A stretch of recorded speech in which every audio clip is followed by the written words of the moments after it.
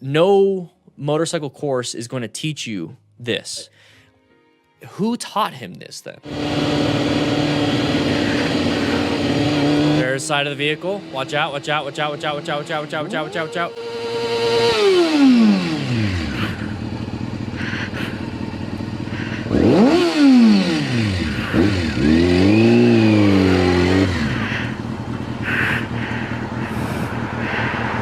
You need to look before you just back out of your driveway.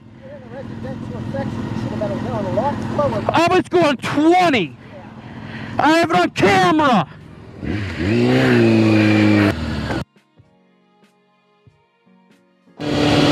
All right, so here's the thing, guys. Here's the thing. When it comes to riding around anywhere, anything that you do, you need, once you see something, once you see anything, and it's definitely going to be some type of path of travel violation, okay? So if you see somebody pulling out of their driveway, don't keep going until you have to do some type of emergency maneuver. This is why we have to plan our routes, okay? We have to position ourselves for safety, locate hazards, adapt to hazards, and then navigate a threat.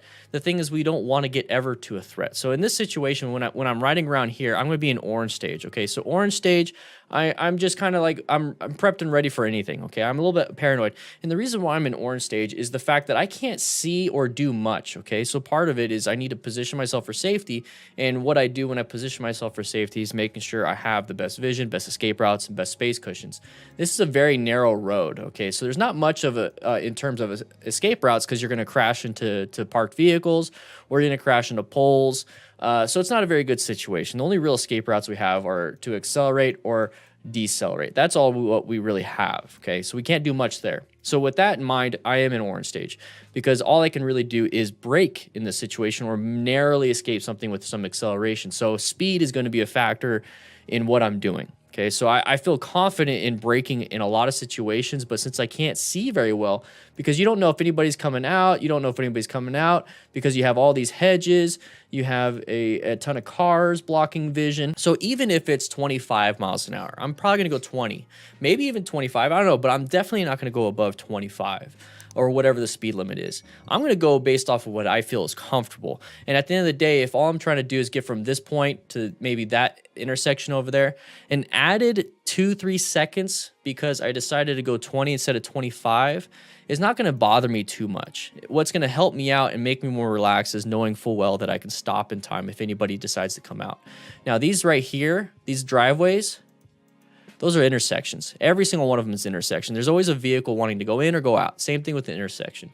Same thing with this. You got intersections here. So this is just a hyper-aware, hyper-alert situation. So when we talked about escape routes, can't escape, can't escape. The only ones we could do is go forward, backwards. Well, what about vision? Same thing. You can't see very well, so you can't see very well. Well, the next portion of that is space cushions, okay? So, well, space cushions, same thing with the escape routes. That's all we have is right here. So this is all we have for space cushions. So my biggest concern right there is just to be aware. Be aware of anything and everything out there that's wanting to kill me. And it's not just going to be wanting to kill me, because it's typically vehicles that want to kill me. Treat it like that. Is that we're in a residential neighborhood. Once if a kid kicked a soccer ball and it's all bouncing out here and you're just hauling ass and you're like, it's not that big of a deal, I'll just dodge the soccer ball. But then all of a sudden you see a kid running full speed out into there. So now you have two objects you have to dodge. You have to dodge the soccer ball, and then now you have to dodge the kid.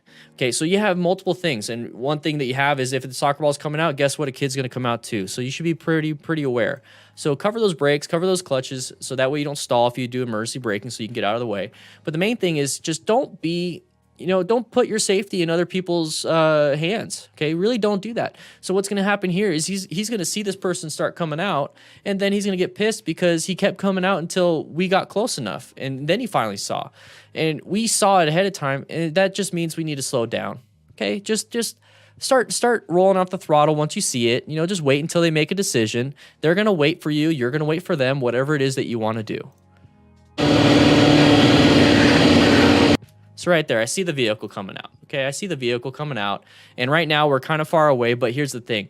We're far away based off of what we see, but then you hear all these motorcycle riders. They're like, well, it's based off of the GoPro's convex and the super view. It's actually closer than it appears. Well, if that's the case, then why are we hauling ass towards them? And when I say hauling ass, what I mean is, why are we maintaining our speed? Let me rephrase that. Why are we maintaining our speed of 20, 25 when we know that there's a possible path of travel violation coming up? Why aren't we getting ready to roll off that throttle or just rolling off the throttle right away? You know, why are we maintaining speed until we have to do something? We see him. We see him. Okay, let's look at your speed. You're not going past 25. Is that justification for to keep going when this guy's already, look at, this is the spot, and he's already he's past the sidewalk, okay? So he's past the sidewalk, and he's about to come out into your path. And you know that if he's going to come into your path, is he going to go this way or is he going to go this way? We don't know yet. Either way, he's going to be in your path. If he's going to go with you, the direction that you're traveling, well, when he pulls out, he's got to take it out of reverse, put it in drive, and then slowly accelerate as fast as a van can go. So why are we hauling ass towards it? I keep saying hauling ass. Why are we maintaining our speed towards him if we know full well that we're going to have to slow down anyways when we get next to them? Let's start slowing it down now so we maintain our space cushion. We maintain options for escape paths. We maintain good vision, and unless you just don't like doing that. Or you don't know that this is what you're supposed to be doing. And that's kind of the point of what we're doing here is we're trying to educate, bring awareness to what we're supposed to be doing here. So right away, we're going to go ahead and rev bomb. I tell you to pull in the clutch.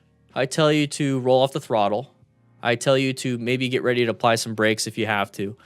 When it comes to orange stage, rolling off the throttle is the opposite of rev bombing. Okay, rev bombing, you're pulling on more throttle. Roll off so you slow down. This all right here, I had to brake and come to a stop. It's like, no, you didn't. And when I see this, it doesn't make me upset at the person. It makes me upset with who taught him that this is what they had to do. Now, no motorcycle course is going to teach you this. So it makes me a little, I don't know the words. I don't know the words for it, but who taught him this then? Because somebody's teaching them this to the point where this is now the main thing that they do. Rev bomb, I had to brake. Look at me, I was going the speed limit. You know, here's all my justifications of why I do things. But why can't we get into the mindset of let's just keep ourselves safe? Because that's really what we're trying to do here. We're getting upset because we feel attacked by a life-threatening situation like a vehicle coming out in front of us. So why don't we just turn that into, okay, well, that upset me. Why did it upset me? Because I got close. Okay, well, how do I prevent myself from getting close? And that's kind of the line of thinking I want you guys to do, okay? I really want you guys to start doing that.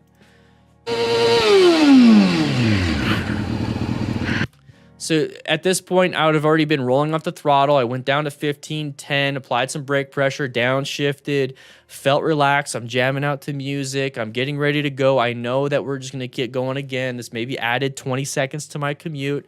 If that, I'm going to accelerate past him. I'm going to make up my time on a highway pool. You know, it's just, it's not that big of a deal. It really isn't that big of a deal.